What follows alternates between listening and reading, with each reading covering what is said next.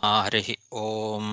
ಶ್ರೀಮದ್ಭಾಗವತದ ಸಪ್ತಮ ಸ್ಕಂಧದ 10ನೇ ಅಧ್ಯಾಯದಲ್ಲಿ ಇವತ್ತು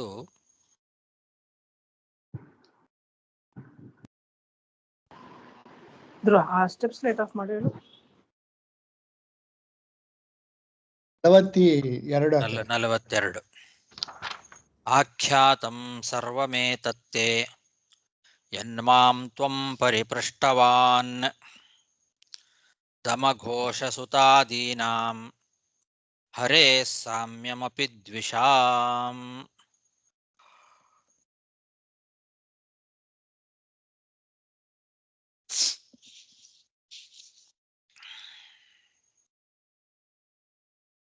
ನಾರದ ಮಹರ್ಷಿಗಳು ಧರ್ಮರಾಜನಿಗೆ ಈ ಎಲ್ಲ ಕಥೆಗಳನ್ನು ಹೇಳ್ತಾ ಇದ್ದಾರೆ. ಭಗವಂತನನ್ನ ದ್ವೇಷ ಮಾಡಿದರೂ ಕೂಡ ಆ ಭಗವಂತನ ಸಾಮೀಪ್ಯವನ್ನ ಹೊಂದಿರತಕ್ಕಂಥವರು ಶಿಶುಪಾಲ ಮೊದಲಾದಂತಹ ವ್ಯಕ್ತಿಗಳು. ಅವರನ್ನ ಭಗವಂತ ಅವರು ಮಾಡಿದ ತಪ್ಪುಗಳನ್ನು ಕ್ಷಮಾ ಮಾಡಿ ಅವರಿಗೆ ತನ್ನ ಸಾರೂಪ್ಯವನ್ನು ಕರುಣಿಸಿದ್ದಾನೆ. ಇದು ಹೇಗೆ ಅಂತನ್ನೋ ಪ್ರಶ್ನೆಗೆ ಉತ್ತರವನ್ನು ನಾನು ನಿನಗೆ ಹೇಳಿದ್ದೇನೆ ಅಂತ ಇದ್ದಾರೆ. ಆಖ್ಯಾತಂ ಸರ್ವಂ ಏತತ್ತೇ, ನಿನಗೆ ನಾನು ಹೇಳಿದ್ದೇನೆ. ಭಗವಂತ ದ್ವೇಷಿಗಳಿಗೂ ಕೂಡ ತನ್ನ ಸಾರೂಪ್ಯವನ್ನು ಹೇಗೆ ಕೊಡ್ತಾನೆ ಅಂತ ನೀನು ಕೇಳಿದ್ದಕ್ಕೆ ನಾನು ಸರಿಯಾಗಿ ಉತ್ತರವನ್ನು ಹೇಳಿದ್ದೇನೆ. ಶಿಶುಪಾಲ ಮುಂತಾದ ಕೃಷ್ಣ ದ್ವೇಷಿಗಳಿಗೂ ಕೂಡ ಅವರು ಅನಾದಿಯಾದ ಭಕ್ತರು, ದೈತ್ಯಾವೇಶದಿಂದ ದ್ವೇಷ ಮಾಡಿದ್ರು. ಆದ್ರಿಂದ ಭಗವಂತ ಅವರನ್ನ ಕ್ಷಮಾ ಮಾಡಿ ತನ್ನ ಸಾರೂಪ್ಯವನ್ನು ಕೊಟ್ಟದ್ದು. ಈ ವಿಷಯವನ್ನು ನಾನು ನಿನಗೆ ಚೆನ್ನಾಗಿ ಹೇಳಿದ್ದೇನೆ ಅಂತ.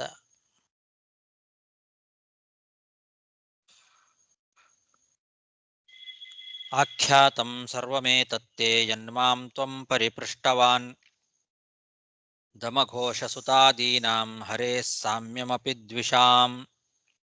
ಏಷಾ ಬ್ರಹ್ಮಣ್ಯದೇವಸ್ಯ ಕೃಷ್ಣಸ್ಯ ಚ ಮಹಾತ್ಮನಃ ಅವತಾರಕಥಾ ಪುಣ್ಯಾಃ ವಧೋ ಅವತಾರಕಥಾ ಪುಣ್ಯ ವಧೋ ಯತ್ರಾದಿದೈತ್ಯಯೋಃ.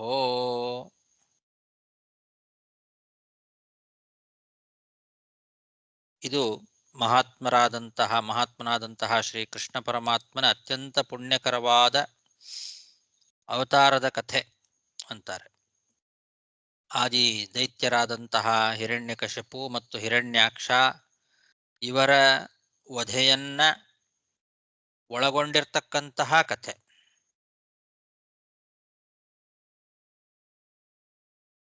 ಭಗವಂತ ಬ್ರಾಹ್ಮಣ ಪ್ರಿಯ, ಬ್ರಹ್ಮಣ್ಯ ದೇವ ಅಂತ. ಬ್ರಾಹ್ಮಣ ಪ್ರಿಯನಾಗಿರ್ತಕ್ಕಂತಹ ಭಗವಂತನ ಪುಣ್ಯಕರವಾದಂತಹ ಅವತಾರ ಚರಿತ್ರೆ ಇದುವರೆಗೂ ನಾನು ಹೇಳಿದ್ದು. ಪ್ರಹ್ಲಾದಸ್ಯಾನುಚರಿತಂ ಮಹಾಭಾಗವತಸ್ಯ ಚ ಭಕ್ತಿರ್ಜ್ಞಾನಂ ವಿರಕ್ತಿಶ್ಚ ಯಾಥಾತ್ಮ್ಯಂ ಚಾಸ್ಯ ವೈ ಹರೇಃ. ಈ ಕಥೆಯಲ್ಲಿ ಮಹಾಭಗವದ್ಭಕ್ತನಾದಂತಹ ಪ್ರಹ್ಲಾದನ ಚರಿತ್ರೆಯೂ ಇದೆ. ಜೊತೆಗೆ ಭಕ್ತಿ, ಜ್ಞಾನ, ವೈರಾಗ್ಯ, ಭಗವಂತನ ಯಥಾರ್ಥ ಸ್ವರೂಪ ಇವುಗಳೆಲ್ಲದರ ವರ್ಣನೆಯೂ ಕೂಡ ಇದರಲ್ಲಿ ಇದೆ ಅಂತ ನಾರದರು ಹೇಳ್ತಾ ಇದ್ದಾರೆ.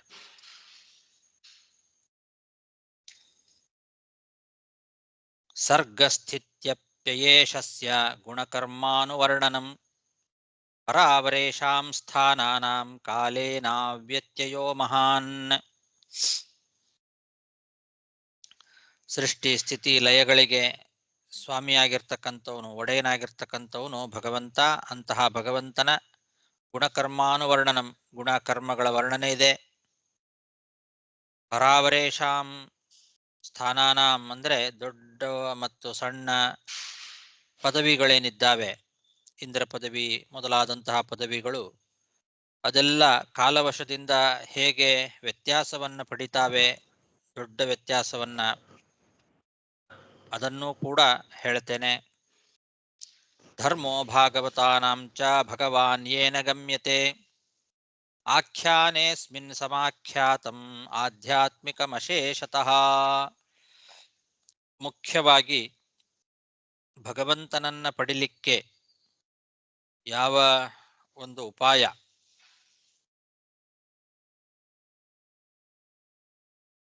ಭಗವಂತನನ್ನ ಹೊಂದಲಿಕ್ಕೆ ಸಾಧನ ಭಗವದ್ಭಕ್ತರ ಧರ್ಮವಾಗಿರ್ತಕ್ಕಂತಹ ಭಕ್ತಿಯೇ ಹೊರತು ದ್ವೇಷ ಅಲ್ಲ ಅನ್ನೋದು ಈ ಒಂದು ಆಖ್ಯಾನದಲ್ಲಿ ವಿಶೇಷವಾಗಿ ವರ್ಣಿಸಲಾಗಿದೆ. ಭಗವಂತನ ಯಥಾರ್ಥ ಜ್ಞಾನ ಅಂತನ್ನೋದು ಇಲ್ಲಿ ಪೂರ್ತಿಯಾಗಿ ತಿಳಿದು ಬರ್ತದೆ. ಭಗವಂತನ ಯಥಾರ್ಥವಾದ ಜ್ಞಾನವೇ, ಭಗವಂತನಲ್ಲಿ ಮಾಡುವ ಭಕ್ತಿಯೇ ಮುಖ್ಯವಾಗಿ ಸಾಧನ ಭಗವಂತನನ್ನ ಪಡಿಲಿಕ್ಕೆ. ದ್ವೇಷ ಅಲ್ಲ. ಭಗವಂತನನ್ನ ಚೆನ್ನಾಗಿ ತಿಳ್ಕೊಳ್ಬೇಕು ಹೊರತು ತಪ್ಪಾಗಿ ತಿಳ್ಕೊಂಡ್ರೆ ಅಥವಾ ದ್ವೇಷ ಮಾಡಿದರೆ ಖಂಡಿತವಾಗಿಯೂ ಭಗವಂತ ಸಿಗೋದಿಲ್ಲ ಅಂತನ್ನೋ ವಿಷಯ ಇದೆಲ್ಲವೂ ಕೂಡ ಇಲ್ಲಿ ಹೇಳಲ್ಪಟ್ಟಿದೆ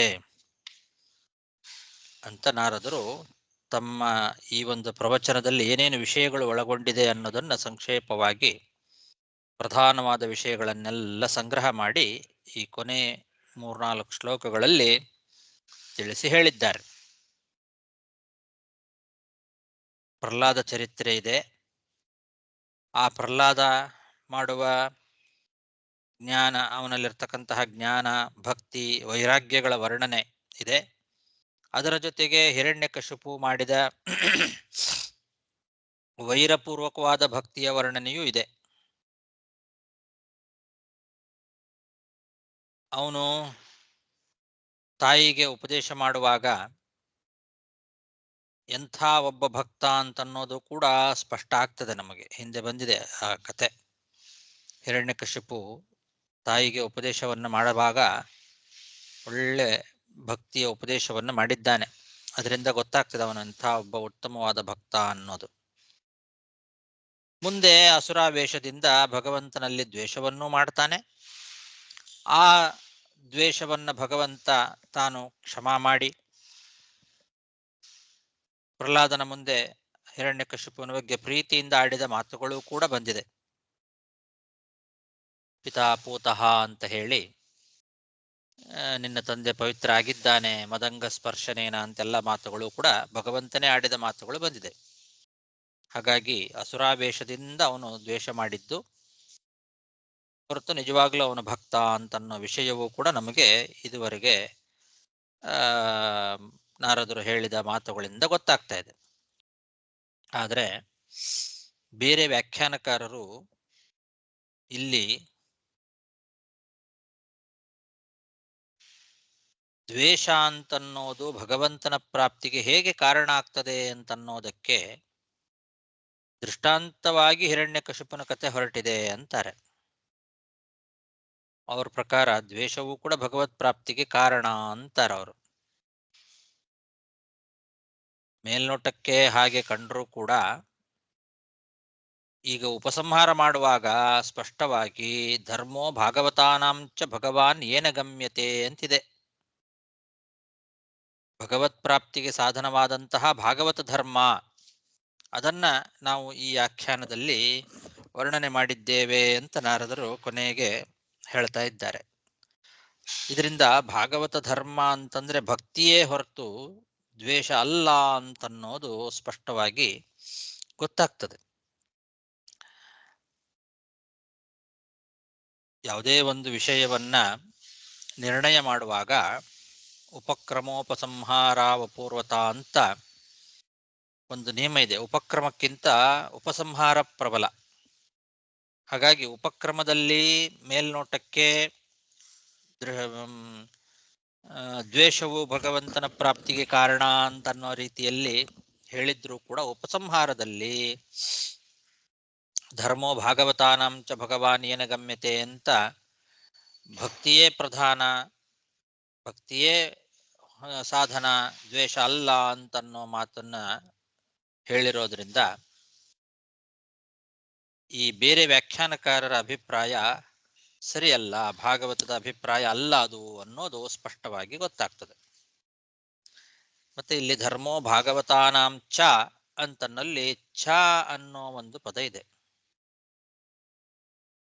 ಅದಕ್ಕೆ ಅದು ಕೂಡ ಅಂತ ಅರ್ಥ ಅಲ್ಲ. ಚ ಅನ್ನೋ ಶಬ್ದಕ್ಕೆ ಎಲ್ಲಾ ಕಡೆಗೂ ಕೂಡ ಅನ್ನೋ ಅರ್ಥ ಇದ್ರೂ ಕೂಡ ಇಲ್ಲಿ ಏವ ಅನ್ನೋ ಅರ್ಥದಲ್ಲಿ ಇಟ್ಕೊಳ್ಬೇಕು. ಏವಕಾರಾರ್ಥದಲ್ಲಿ ಚಕಾರ ಇದೆ. ಭಾಗವತ್ ಧರ್ಮ ಅಂದ್ರೆ ಅದೇ ಭಕ್ತಿಯೇ ಹೊರತು ದ್ವೇಷ ಅಲ್ಲ ಅಂತ ಏವಕಾರದಲ್ಲಿದೆ. ಇಲ್ಲದೇ ಇದ್ರೆ ವ್ಯರ್ಥ. ಯಾಕೆಂದ್ರೆ ಭಕ್ತಿ ಜ್ಞಾನಂ ವಿರಕ್ತಿಶ್ಚ ಅಂತ ಅಲ್ಲಿ ಹೇಳಿದ್ದಾರೆ. ಅಲ್ಲಿ ಹೇಳಿದ ಭಾಗವತ ಧರ್ಮವೇ ಭಗವತ್ ಪ್ರಾಪ್ತಿಗೆ ಸಾಧನ. ಏನೈವ ಭಗವಾನ್ ಗಮ್ಯತೆ ಸಹ ಭಾಗವತಾನಾಂ ಧರ್ಮ ಅಂತ. ಯಾವುದರಿಂದ ಭಗವಂತ ಸಿಗ್ತಾನೋ ಅದೇ ಭಾಗವತ ಧರ್ಮ. ಹಾಗಾಗಿ ಭಕ್ತಿಯೇ ಹೊರತು ದ್ವೇಷ ಅಂತನ್ನೋದು ಭಗವತ್ ಪ್ರಾಪ್ತಿಗೆ ಸಾಧನವಾಗೋದಿಲ್ಲ. ಇಲ್ಲಿ ಆಚಾರ್ಯರು ತಾತ್ಪರ್ಯವನ್ನು ಬರೆದಿದ್ದಾರೆ. ಭಗವಾನ್ ಏನ ಗಮ್ಯತೆ ಇತ್ಯನೇನ ಭಾಗವತ ಧರ್ಮೇಣೈವ ಭಗವಾನ್ ಗಮ್ಯತೆ ನ ದ್ವೇಷಾದಿನ ಇತಿ ಉಪಸಂಹ್ರಿಯತೆ ಅಂತ ಇದನ್ನು ಸ್ಪಷ್ಟಪಡಿಸಿದ್ದಾರೆ ಮಧ್ವಾಚಾರ್ಯ.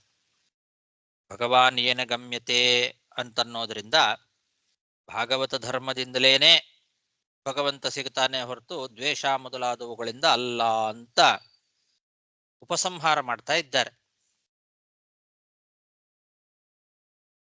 ದ್ವೇಷಾದಿಗಳಿಂದ ಅಲ್ಲ ಅಂತ ಉಪಸಂಹಾರ. ಆದ್ರಿಂದ ಇದೇ ಭಾಗವತದ ಅಭಿಪ್ರಾಯ ಹೊರತು ದ್ವೇಷದಿಂದಲೂ ಮೋಕ್ಷ ಅಂತ ಉಪಕ್ರಮದಲ್ಲಿ ಹೇಳಿದ್ದು ಭಾಗವತದ ಅಭಿಪ್ರಾಯ ಅಲ್ಲ. ತಾತ್ಪರ್ಯಗಳನ್ನು ನಿರ್ಣಯ ಮಾಡುವಾಗ ಉಪಕ್ರಮಕ್ಕಿಂತ ಉಪಸಂಹಾರ ಪ್ರಬಲ. ಹಾಗಾಗಿ ಉಪಕ್ರಮದಲ್ಲಿ ದ್ವೇಷದಿಂದಲೂ ಮುಕ್ತಿ ಅಂತ ಹೇಳಿದ್ರೂ ಕೂಡ ಉಪಸಂಹಾರದಲ್ಲಿ ಭಕ್ತಿಯಿಂದಲೇ ಮೋಕ್ಷ, ದ್ವೇಷದಿಂದ ಅಲ್ಲ ಅಂತ ಹೇಳಿರೋದ್ರಿಂದ ಅದೇ ಪ್ರಬಲ.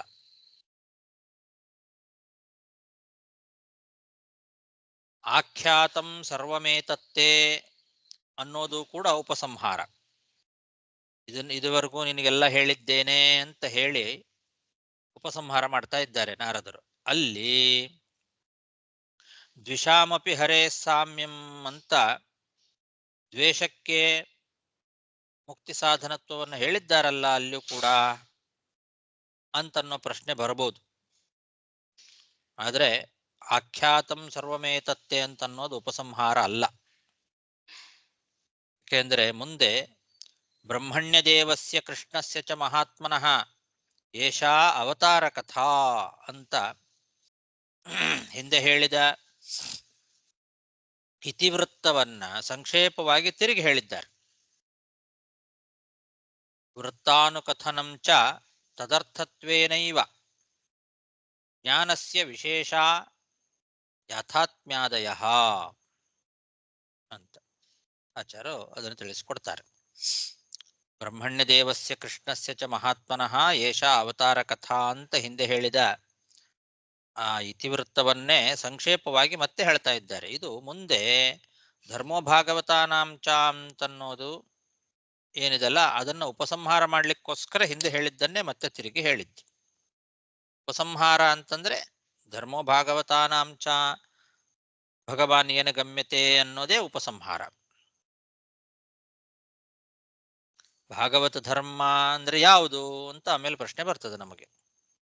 ಭಾಗವತ ಧರ್ಮವೇ ನಿಜವಾದ್ಲು ಭಗವಂತನನ್ನ ಹೊಂದಲಿಕ್ಕೆ ಸಾಧ್ಯ, ಅದೇ ಸಾಧನ ಹೊರತು ದ್ವೇಷ ಅಲ್ಲ ಅಂತ ಉಪಸಂಹಾರ ಆಗಿದೆ. ಅಲ್ಲಿ ಭಾಗವತ ಧರ್ಮ ಅಂದ್ರೆ ಯಾವುದು? ಅದಕ್ಕೆ ತಂತ್ರಸಾರ ಅಂತನ್ನೋ ಗ್ರಂಥದ ವಾಕ್ಯವನ್ನ ಮಧ್ವಾಚಾರ್ಯರು ಉದಾಹರಿಸ್ತಾ ಇದ್ದಾರೆ. ಭಕ್ತಿರ್ಜ್ಞಾನಂ ವಿರಕ್ತಿಶ್ಚ ನವಕಶ್ರವಣಾದಿಕಃ ಧರ್ಮೋ ಭಾಗವತ ಪ್ರೋಕ್ತಃ ತದ್ಭಕ್ತೇಷು ತಥಾ ನವ ಇತಿ ತಂತ್ರಸಾರೇ.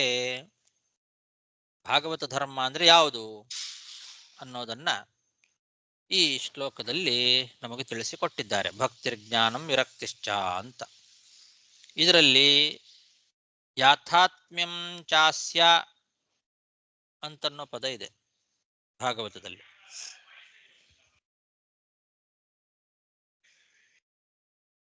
ಯಾಥಾತ್ಮ್ಯಂ ಚಾಸ್ಯ ಅಂತ ಮುಂತಾಗಿ ಜ್ಞಾನ ಹೇಗಿರಬೇಕು ಅನ್ನೋದರ ವಿವರಣೆಯೇ ಹೊರತು ಅದೊಂದು ಪ್ರತ್ಯೇಕವಾದ ಭಾಗವತ ಧರ್ಮ ಅಲ್ಲ.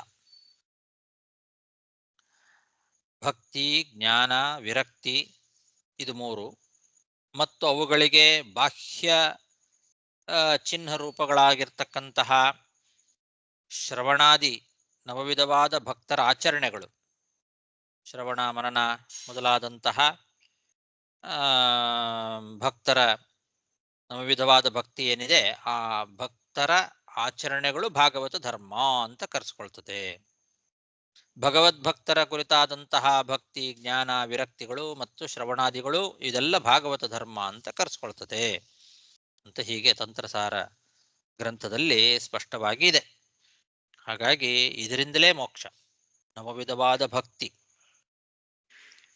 ಯಥಾ ನವ ಅಂತ ನವವಿಧವಾದ ಭಕ್ತಿ, ಜ್ಞಾನ, ವೈರಾಗ್ಯ ಇದರಿಂದಲೇ ಮೋಕ್ಷ ಹೊರತು ಇದು ಭಾಗವತ ಧರ್ಮ. ಇಂತಹ ಭಾಗವತ ಧರ್ಮದಿಂದಲೇ ಮೋಕ್ಷ ಹೊರತು ದ್ವೇಷದಿಂದ ಅಲ್ಲ ಅಂತ ಸ್ಪಷ್ಟ ಆಯ್ತು.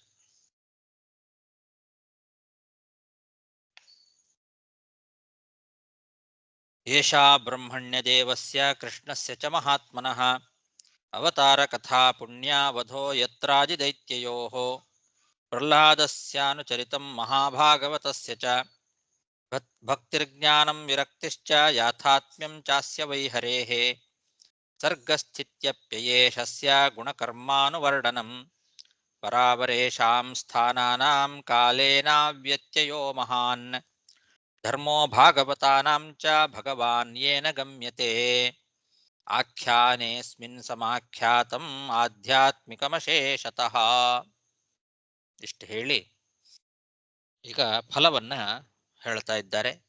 ಯಯೇತತ್ ಪುಣ್ಯಮಾಖ್ಯಾನಂ ವಿಷ್ಣೋರ್ವೀರ್ಯೋಪಬೃಂಹಿತಂ ಕೀರ್ತಯೇತ್ ಶ್ರದ್ಧಯಾ ಶ್ರುತ್ವಾ ಕರ್ಮಪಾಶೈರ್ವಿಮುಚ್ಯತೆ.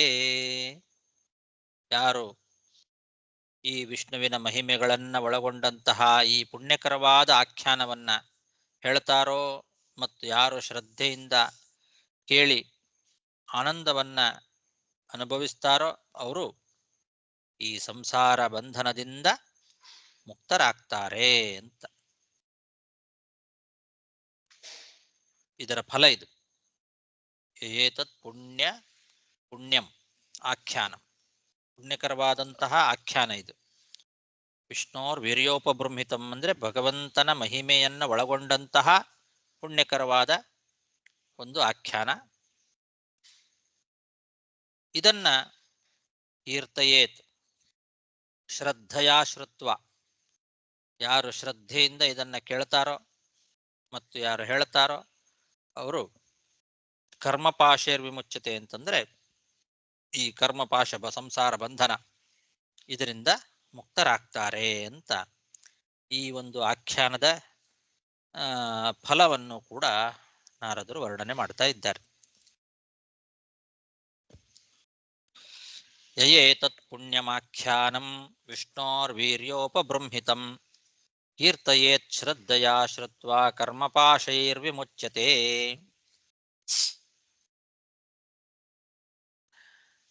ಏತದ್ಯ ಆದ್ಯ ಪುರುಷಸ್ಯ ಮೃಗೇಂದ್ರಲೀಲಾಂ ದೈತ್ಯೇಂದ್ರಯೂಥಪವಧಂ ಪ್ರಯತಃ ಪಠೇತ ದೈತ್ಯಾತ್ಮಜಸ್ಯ ಚ ಸತಾಂ ಪ್ರವರಸ್ಯ ಪುಣ್ಯಂ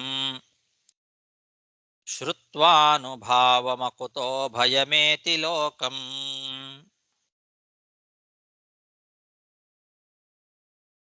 ಆದ್ಯ ಪುರುಷ, ಆದ್ಯ ಪುರುಷಸ್ಯ ಅಂದ್ರೆ ಆದಿಪುರುಷನಾಗಿರ್ತಕ್ಕಂತಹ ಮೃಗೇಂದ್ರ ಲೀಲಾ ನರಸಿಂಹದೇವರ ಲೀಲೆಯನ್ನ ಹಿರಣ್ಯಕಶಿಪು ಎಂಬಂತಹ ಆನೆಯನ್ನ ಹೇಗೆ ಸಂಹಾರ ಮಾಡಿದ ಅನ್ನೋದನ್ನ, ಸಜ್ಜನರಲ್ಲಿ ಶ್ರೇಷ್ಠನಾದ ಪ್ರಹ್ಲಾದನ ಅತ್ಯಂತ ಪುಣ್ಯಕರವಾದ ಮಹಿಮೆ, ಅದನ್ನು ಯಾರು ಏಕಭಾವದಿಂದ ಒಂದೇ ಮನಸ್ಸಿನಿಂದ ಕೇಳಿ ಯಾರು ಪಠಣ ಮಾಡ್ತಾರೋ ಅವರು ನಿರ್ಭಯವಾದಂತಹ ವೈಕುಂಠ ಲೋಕವನ್ನೇ ಪಡೀತಾರೆ ಅಂತ ಅದರ ಫಲಶ್ರುತಿಯನ್ನ ಹೇಳ್ತಾ ಇದ್ದಾರೆ. ಆದ್ಯ ಪುರುಷಸ್ಯ ಮೃಗೇಂದ್ರ ಲೀಲಾ ಅಂತ, ಆದಿಪುರುಷನಾಗಿರ್ತಕ್ಕಂತಹ ಮೃಗೇಂದ್ರ ಲೀಲಾ, ನರಸಿಂಹನ ಲೀಲೆ, ನರಸಿಂಹದೇವರ ಚರಿತ್ರೆ, ಅವರು ತೋರಿಸಿರ್ತಕ್ಕಂತಹ ಲೀಲೆಗಳು, ನರಸಿಂಹಾವತಾರ ಮಾಡಿ ಭಗವಂತ ತೋರಿಸಿದ ಚರಿತ್ರೆ. ದೈತ್ಯೇಂದ್ರ ಯೂಥಪ ವಧಂ, ಯೂಥಪ ಅಂತಂದ್ರೆ ಆನೆ, ಶ್ರೇಷ್ಠವಾದ ಆನೆ. ಎಂಥ ಆನೆ? ದೈತ್ಯೇಂದ್ರ ಎಂಬಂತಹ ಶ್ರೇಷ್ಠವಾದ ಆನೆ. ಈ ಹಿರಣ್ಯಕಶಿಪು ಎಂಬಂತಹ ದೊಡ್ಡ ಆನೆ, ಆ ಆನೆಯನ್ನ ಮೃಗೇಂದ್ರ ಸಿಂಹ, ಭಗವಂತನೆಂಬ ಸಿಂಹ ಯಾವ ರೀತಿ ಅನಾಯಾಸವಾಗಿ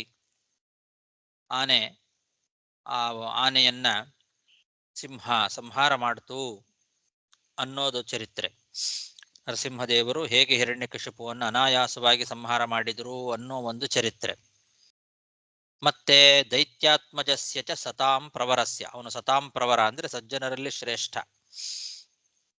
ಅಂತಹ ದೈತ್ಯಾತ್ಮಜ, ದೈತ್ಯನಲ್ಲಿ ಹುಟ್ಟಿದವನು ಪ್ರಹ್ಲಾದ, ಸಜ್ಜನ ಶ್ರೇಷ್ಠನಾದಂತಹ ಪ್ರಹ್ಲಾದನ ಪುಣ್ಯಂ, ಅತ್ಯಂತ ಪುಣ್ಯಕರವಾದ ಮಹಿಮೆ, ಅದನ್ನು ಕೂಡ ಶ್ರುತ್ವಾನುಭಾವಂ ಅಕುತೋ ಭಯಮೇತಿ ಲೋಕಂ, ಯಾರು ಅನುಭಾವ ಭಕ್ತಿಯಿಂದ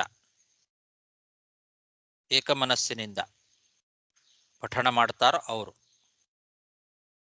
ಅವರಿಗೆ ಅಕುತೋ ಭಯಂ ಅಂದ್ರೆ ಮೋಕ್ಷ, ಮೋಕ್ಷವನ್ನೇ ಪಡಿತಾರೆ.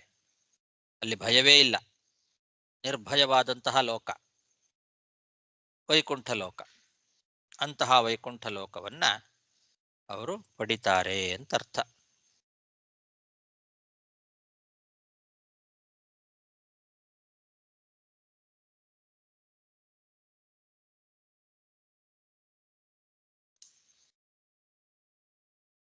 ಏತದ್ಯ ಆದ್ಯ ಪುರುಷಸ್ಯ ಮೃಗೇಂದ್ರ ಲೀಲಾಂ ದೈತ್ಯೇಂದ್ರ ಯೂಥಪವಧಂ ಪ್ರಯತ ಪಠೇತ ದೈತ್ಯಾತ್ಮಜಸ್ಯ ಚ ಸತಾಂ ಪ್ರವರಸ್ಯ ಪುಣ್ಯಂ ಶ್ರುತ್ವಾನುಭಾವಮಕುತೋ ಭಯಮೇತಿ ಲೋಕಂ. ಯೂಯಂ ನೃಲೋಕೆ ಬತ ಭೂರಿಭಾಗಾಃ ಲೋಕಂ ಪುನಾನಾಃ ಮುನಯೋಭಿಯಾಂತಿ ಯೇಷಾಂ ಗೃಹಾನಾವಸತೀತಿ ಸಾಕ್ಷಾತ್ ಗೂಢಂ ಪರಂ ಬ್ರಹ್ಮ ಮನುಷ್ಯಲಿಂಗಂ. ನಾರದರು ಯುಧಿಷ್ಠಿರನನ್ನು ಕುರಿತು ಹೇಳ್ತಾ ಇದ್ದಾರೆ. ಎಲೆ ಯುಧಿಷ್ಠಿರ,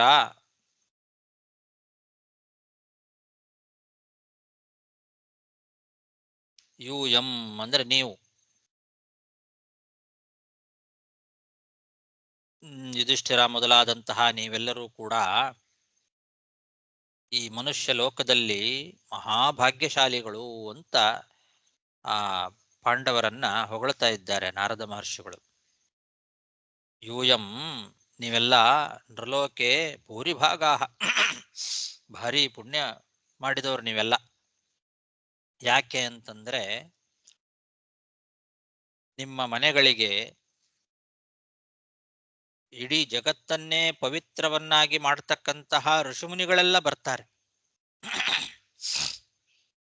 ಮುನಯೋ ಅಭಿಯಾಂತಿ, ಅವರೆಲ್ಲ ಲೋಕಂ ಪುನಾನಾಹ, ಲೋಕವನ್ನೇ ಪವಿತ್ರವನ್ನಾಗಿ ಮಾಡ್ತಕ್ಕಂಥವ್ರವರು. ಅಂತಹ ಮುನಿಗಳೆಲ್ಲ ನಿಮ್ಮ ಮನೆಗೆ ಬರ್ತಾರೆ. ಅದಕ್ಕಿಂತಲೂ ಮುಖ್ಯವಾಗಿ ಸಾಕ್ಷಾತ್ ಪರಬ್ರಹ್ಮನೇ ಮನುಷ್ಯನ ಆಕಾರದಲ್ಲಿ ಶ್ರೀಕೃಷ್ಣನಾಗಿ ಅವತಾರ ಮಾಡಿದ್ದಾನೆ. ಅಂತಹ ಶ್ರೀಕೃಷ್ಣ ಪರಮಾತ್ಮನೇ ನಿಮ್ಮ ಮನೆಗಳಲ್ಲಿ ಗೂಢವಾಗಿ ವಾಸ ಮಾಡ್ತಾ ಇದ್ದಾನೆ. ಯಾವಾಗಲೂ ನಿಮ್ಮ ಮನೆಯಲ್ಲಿ ಕೃಷ್ಣ ಇರ್ತಾನೆ, ಗೂಢವಾಗಿದ್ದಾನೆ. ಅವನು ಎಲ್ಲೋ ಹೊರಗೆ ಹೋಗಿರ್ತಾನೆ ಅಂತ ನೀವು ಅನ್ಕೊಳ್ಬಹುದು. ಸದಾಕಾಲ ಗೂಢವಾಗಿ ಮನುಷ್ಯಾಕಾರದ ಪರಬ್ರಹ್ಮ, ಮನುಷ್ಯಲಿಂಗಂ ಬ್ರಹ್ಮ ಅಂತ.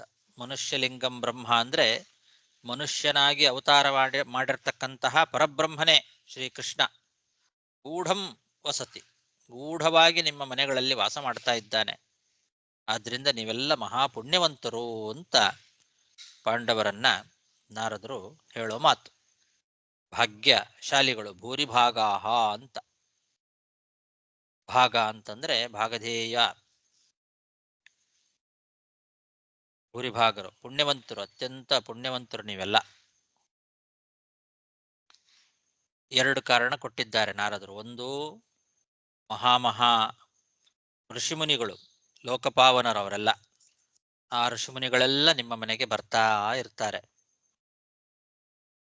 ಎರಡನೇದ್ದು ಪ್ರಧಾನವಾಗಿ ಸ್ವತಃ ಶ್ರೀಕೃಷ್ಣ ಪರಮಾತ್ಮ ಗೂಢಲಿಂಗ, ಮನುಷ್ಯಲಿಂಗನಾದವನು ಗೂಢವಾಗಿ ನಿಮ್ಮ ಮನೆಯಲ್ಲೇ ವಾಸ ಮಾಡ್ತಾ ಇದ್ದಾನೆ. ಮನುಷ್ಯರಂತೆ ರೂಪಧಾರಣೆ ಮಾಡಿದ್ದಾನೆ. ಅಂತಹ ಸಾಕ್ಷಾತ್ ಪರಬ್ರಹ್ಮನೇ ಗೂಢನಾಗಿ ತೋರಿಸಿಕೊಳ್ಳದೆ, ತನ್ನ ನಿಜವಾದ ಸ್ವರೂಪವನ್ನು ತೋರಿಸಿಕೊಳ್ಳದೆ, ಸಾಕ್ಷಾತ್ ಭಗವಂತ ಅವನು ತನ್ನ ನಿಜವಾದ ರೂಪವನ್ನು ತೋರಿಸಿಕೊಳ್ಳದೆ ಸಾಧಾರಣ ಮನುಷ್ಯನಂತೆ ಒಬ್ಬ ಯಾದವನಾಗಿ ನಿಮ್ಮ ಮನೆಯಲ್ಲೇ ಇರ್ತಾನೆ ಯಾವಾಗಲೂ. ಆದ್ರಿಂದ ನೀವು ನಿಜವಾಗ್ಲೂ ತುಂಬಾ ಪುಣ್ಯವಂತರು ನೀವು ಅಂತ ಪ್ರಹ್ಲಾದನ ಚರಿತ್ರೆಯನ್ನು ವರ್ಣನೆ ಮಾಡ್ತಾ ಮಾಡ್ತಾ ಜೊತೆಯಲ್ಲಿ ಈ ಪಾಂಡವರನ್ನೇ, ಯುಧಿಷ್ಠಿರಾದಿಗಳನ್ನೇ ಹೊಗಳ್ತಾ ಇದ್ದಾರೆ ನಾರದರು.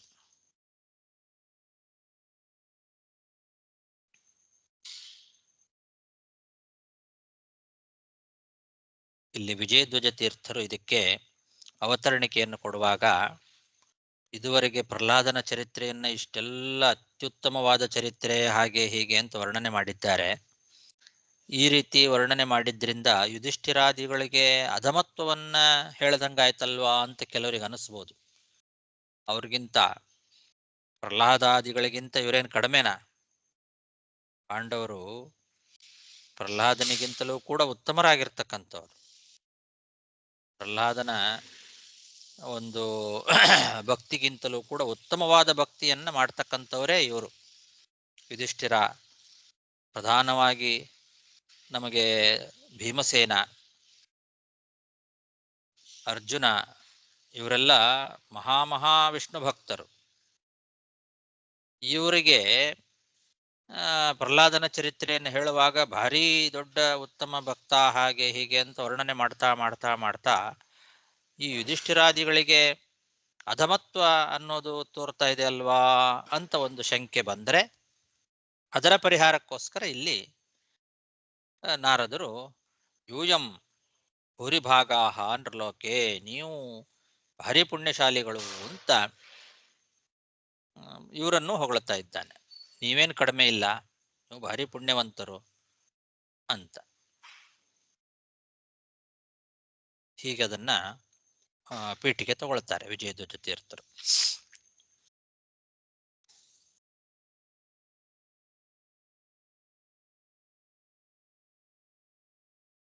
ಯೂಯಂ ನೃಲೋಕೆ ಬತ ಭೂರಿಭಾಗಾಃ ಲೋಕಂ ಪುನಾನಾ ಮುನಯೋಭಿಯಾಂತಿ ಯೇಷಾಂ ಗೃಹಾನಾವಸತೀತಿ ಸಾಕ್ಷಾತ್ ಗೂಢಂ ಪರಂ ಬ್ರಹ್ಮ ಮನುಷ್ಯಲಿಂಗಂ. ಆಚಾರ್ಯ, ಇಲ್ಲಿ ಯಾಕೆ ಇಂಥದ್ರ ಹೇಳಬೇಕು? ಯುಧಿಷ್ಠರಿಗೆ ಒಂದು ಕೃಷ್ಣನೇ ಪರಮಾತ್ಮ, ಅವನು ನಿಮ್ ಜೊತೆಲಿ ಇದ್ದಾನೆ, ಪ್ರಹ್ಲಾದ ಕಥೆ ತೋರಿಸಿ ಅದರಿಂದ ಇವರಿಗೆ ಒಂದು ಹೋಳಿ ಒಂದು ಜೋಡಣೆ ಮಾಡಿ ಯಾಕೆ ಹೇಳಬೇಕು? ಯಾಕೆ ಅಂದ್ರೆ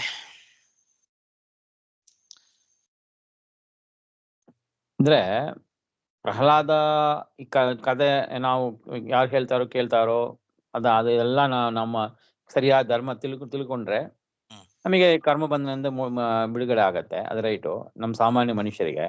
ಹ್ಮ್. ಬಟ್ ಯುಧಿಷ್ಠಿರ ಸಾಕ್ಷಾತ್ ಬಂದು ಅವನು ಇಲ್ಲಿ ಯಮಧರ್ಮ Correct. ದೇವತೆ. ಈಗ ಅವರಿಗೆ ಒಂದು ಯುಧಿಷ್ಠಿರ ಅಡ್ವೈಸ್ ಅದೇ ಅದೇ ಅದು ಹೌದು. ಕನೆಕ್ಷನ್ ಯಾಕೆ? ಅದೇ ಈಗ ಮರ್ತ್ಯಾವತಾರಸ್ತ್ವಿಹ ಮರ್ತ್ಯ ಶಿಕ್ಷಣಂ ಅಂತ ಇವರೆಲ್ಲ ಮನುಷ್ಯರಾಗಿ ಅವತಾರ ಮಾಡಿರೋದೇ ನಮಗೆ ಶಿಕ್ಷಣ ಕೊಡ್ಲಿಕ್ಕೆ. ಭಗವಂತನೂ ಮನುಷ್ಯನಾಗಿ ಅವತಾರ ಮಾಡಿದಾನೆ, ಧರ್ಮರಾಜಾದಿಗಳು ಮನುಷ್ಯರಾಗಿ ಅವತಾರ ಮಾಡಿರೋದೇ ನಮಗೆ ಶಿಕ್ಷಣ ಕೊಡ್ಲಿಕ್ಕೆ. ಹಾಗಾಗಿ ಧರ್ಮರಾಜನ ಮೂಲಕವಾಗಿ ಇಡೀ ಜಗತ್ತಿಗೆ ಈ ಧರ್ಮವನ್ನು ತಿಳಿಸ್ಬೇಕಾಗಿದೆ. ಅದಕ್ಕೋಸ್ಕರ ಭಗವಂತ ಧರ್ಮರಾಜನನ್ನ ಇಲ್ಲಿ ಶ್ರೋತೃವನ್ನಾಗಿ ಮಾಡಿಕೊಂಡು, ಅವನು ರಾಜನಾಗಿರುವಾಗ ನಾರದಾದಿಗಳಂತಹ ಮುನಿಗಳಿಂದ ಭಗವತ್ ಕಥೆಗಳನ್ನ ಕೇಳ್ತಾ ಇರಬೇಕು ಅನ್ನೋದನ್ನು ಜಗತ್ತಿಗೆ ತಿಳಿಸ್ಬೇಕಾಗಿದೆ. ಅದಕ್ಕೋಸ್ಕರ ಧರ್ಮರಾಜ ಯಾವಾಗಲೂ ಪ್ರಶ್ನೆ ಮಾಡ್ತಾನೇ ಇರ್ತಾನೆ. ಮುಂದೆನೂ ಕೂಡ ಅವನು ಭೀಷ್ಮಾಚಾರ್ಯರ ಹತ್ರ ಪ್ರಶ್ನೆ ಮಾಡುವಾಗ ಇದನ್ನೆಲ್ಲ ಆಚಾರ್ಯ ನಿರ್ಣಯ ಕೊಡ್ತಾರೆ. ಭೀಷ್ಮಾಚಾರ್ಯರ ಹತ್ರ ಭಗವಂತನೇ ಕರ್ಕೊಂಡು ಹೋಗಿ ಕೂಡಿಸ್ತಾನೆ. ಕೃಷ್ಣ ಸ್ವತಃ ತಾನೇ ಇದ್ರೂ ಕೂಡ ಭೀಷ್ಮಾಚಾರ್ಯ ಮುಂದೆ ಕರ್ಕೊಂಡು ಹೋಗ್ತಾನೆ. ಶರಶೈಯಲ್ಲಿ ಮಲ್ಕೊಂಡಾಗ ಕುತ್ಕೋ ಇಲ್ಲಿ ಕೇಳು ಅಂತ. ರಾಜನಾದವರು ಈ ತರ ಯಾವಾಗಲೂ ಭಗವಂತನ ಕಥೆಗಳನ್ನ ಕೇಳ್ತಾ ಇರಬೇಕು ಅನ್ನೋದು ಜಗತ್ತಿಗೆ ತಿಳಿಸ್ಬೇಕಾದಂತಹ ಒಂದು ಶಿಕ್ಷಣ.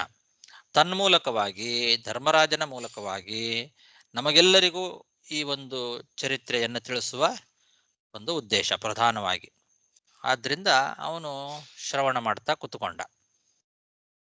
ಅವನಿಗೇನು ಪ್ರಹ್ಲಾದನ ಬಗ್ಗೆ ಗೊತ್ತಿಲ್ಲ ಅಂತ ಆಗ್ಲಿ, ಅಥವಾ ಭಗವಂತನ ಮಹಿಮೆಗಳನ್ನ ಇಲ್ಲೇನು ನಮಗೆ ವರ್ಣನೆ ಮಾಡಿದ್ದಾರೆ ಇದೆಲ್ಲ ಅವನಿಗೆ ಗೊತ್ತೇ ಇತ್ತು. ಜಾನಂತೋಪಿ ವಿಶೇಷ ಜ್ಞಾನಾಯ ಜ್ಞಾಪನಾಯವಾ ಅಂತ ಆಚಾರ್ಯ ನಿರ್ಣಯ ಕೊಡ್ತಾರೆ. ತಿಳ್ಕೊಂಡಿದ್ರೂ ಕೂಡ ವಿಶೇಷ ಜ್ಞಾಪನಾಯ, ಮತ್ತು ನಮಗೆ ತಿಳಿಸ್ಲಿಕ್ಕೋಸ್ಕರ ವಿಶೇಷವಾದ ಜ್ಞಾನ. ಭಗವಂತನ ಚರಿತ್ರೆಯನ್ನು ಎಷ್ಟು ಕೇಳಿದ್ರೂ ಕಡಿಮೆ. ಹಾಗಾಗಿ ಭಗವಂತನ ಚರಿತ್ರೆಯನ್ನು ಯಾರು ಹೇಳಿದ್ರೂ ಕುತ್ಕೊಂಡು ಕೇಳ್ತಾರೆ ಜ್ಞಾನಿಗಳು. ಚಿಕ್ಕವ್ರು ಹೇಳಿದ್ರು ಕುತ್ಕೊಂಡು ಕೇಳ್ತಾರೆ, ದೊಡ್ಡವ್ರು ಹೇಳಿದ್ರು ಕುತ್ಕೊಂಡು ಕೇಳ್ತಾರೆ. ಎಷ್ಟು ಹೇಳಿದ್ರು ಮತ್ತು ಕೇಳ್ತಾನೆ ಇರ್ತಾರೆ. ಭಗವಂತನ ಚರಿತ್ರೆ ಅನ್ನೋದು ಅದಕ್ಕೆ ಒಂದು ಕೊನೆ ಅಂತಿಲ್ಲ. ಯಾರೇ ಎಷ್ಟೇ ಎಲ್ಲೇ ಯಾವಾಗ ಏನು ಹೇಳಿದ್ರು ಭಗವಂತನ ಚರಿತ್ರೆಯನ್ನು ಕುತ್ಕೊಂಡು ಕೇಳ್ತಾನೆ ಇರಬೇಕು. ಆಮೇಲೆ ಪ್ರಹ್ಲಾದಾದಿಗಳ ಚರಿತ್ರೆ ಅದು ಲೋಕ ಶಿಕ್ಷಣಕ್ಕೋಸ್ಕರ. ಪ್ರಹ್ಲಾದನ ಚರಿತ್ರೆಯಲ್ಲಿ ಭಗವಂತನ ಚರಿತ್ರೆ ಸೇರ್ಕೊಂಡಿದೆ.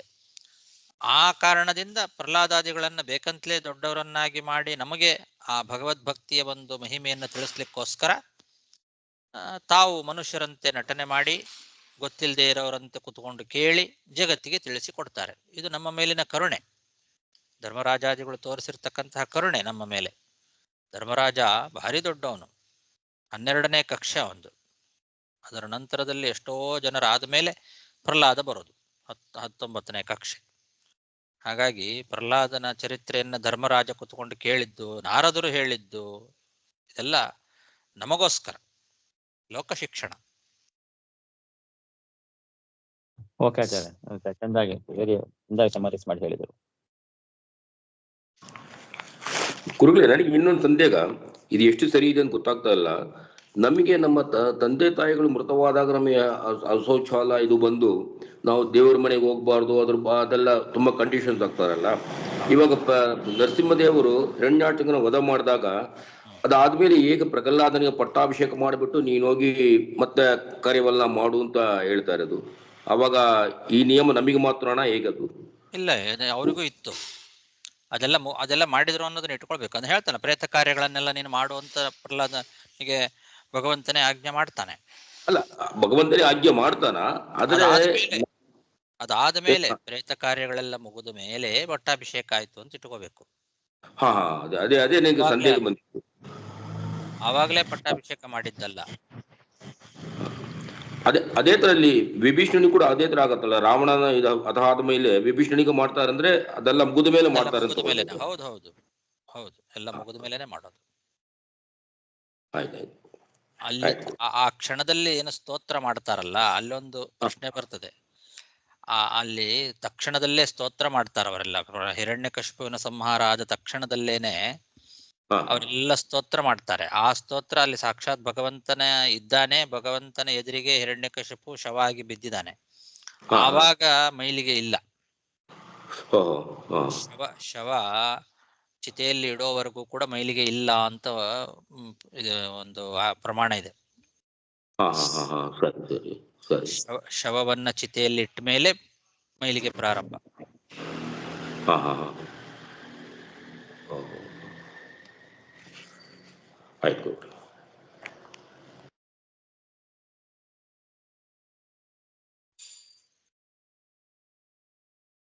ಶ್ರೀಕೃಷ್ಣಾರ್ಪಣಮಸ್ತು.